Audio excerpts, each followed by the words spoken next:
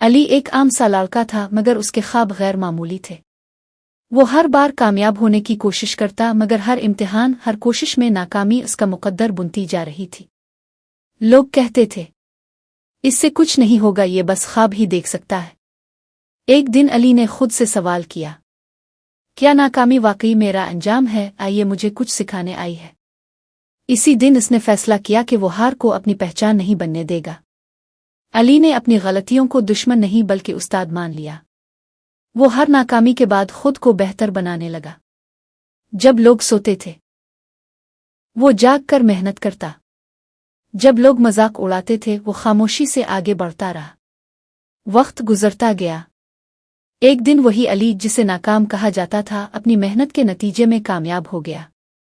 मगर असल कामयाबी ये नहीं थी कि इसने मकाम हासिल किया, बल्कि ये थी कि नाकामी ने इसे तोड़ने के बजाय निखार दिया।